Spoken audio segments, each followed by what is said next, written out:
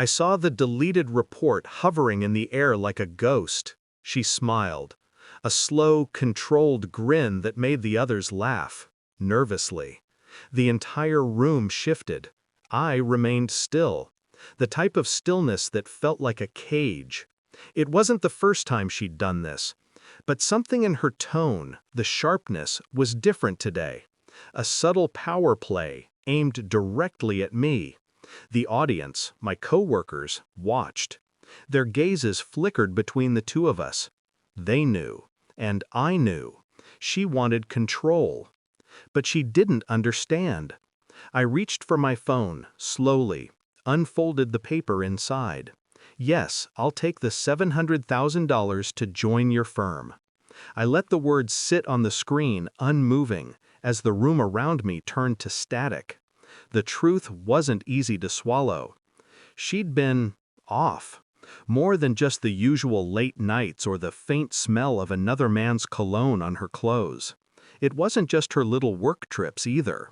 Those were the ones she made me dismiss as paranoia. But when you've been married long enough, you notice things. Tiny details. Things others would overlook. Like her shift in tone. Her new lack of interest in anything personal. The way she looked at me, then looked away. It wasn't the same. Then I found the texts. Her phone was carelessly left open on the counter, the screen facing me. The conversation was short, 3 messages, all from him. Did you miss me? I want you back.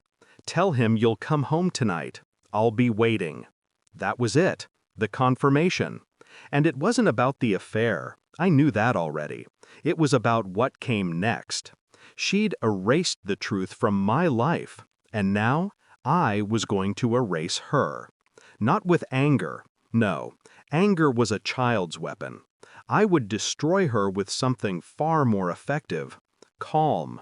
Detachment. The kind of detachment that sends the message, loud and clear, that I'd already moved on. She wouldn't see it coming. I waited. She was at the office one evening, her laptop open, her face lost in the screen, completely unaware. That's when I started my research. Call records, bank statements, phone GPS history. The simple things you don't think of until you start unraveling them. A business trip to Paris, which she had forgotten to mention. A sudden hotel charge from a place she claimed wasn't important. A couple of $100 spent on gifts for herself. It was the kind of quiet investigation that built to something, like a distant storm gathering on the horizon. I couldn't confront her yet, not yet. But each discovery was another piece of the puzzle, stacking up. I watched her like a predator in the stillness, letting the truth collect, slowly, methodically. The moment arrived without fanfare. The truth was undeniable now. Her flight itinerary marked with the destination she claimed never to visit. The hotel receipt, one I hadn't seen before. I'd already printed them all. It was time. I dropped the pile of documents onto the table, the papers rustling in the silence. Her eyes flickered, but she didn't say anything, didn't react. "Do you know what these are?" I asked, the question hanging between us. She swallowed, but said nothing. I smiled. "I know you do." Her fingers shook as she reached for the stack.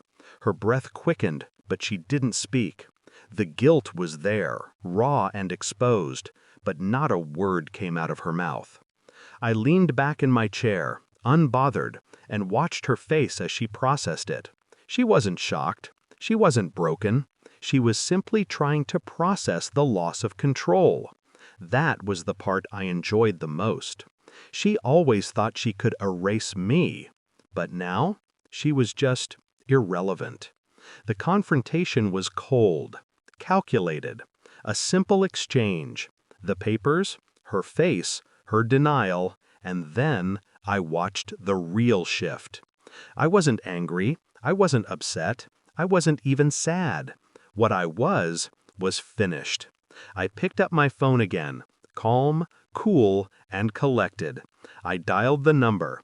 The same firm I'd been talking to for the past 2 weeks. Yes, I'll take the $700,000. I'll join your firm. I clicked the button and ended the call. The room felt different now.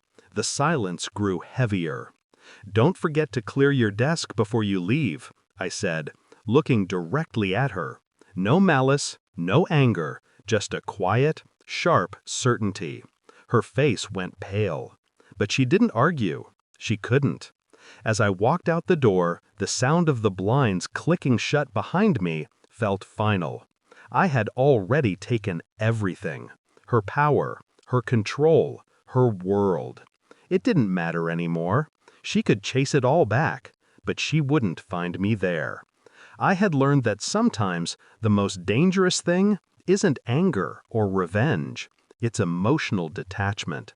The cold, precise act of withdrawing and letting them walk away with nothing left to say, nothing left to take.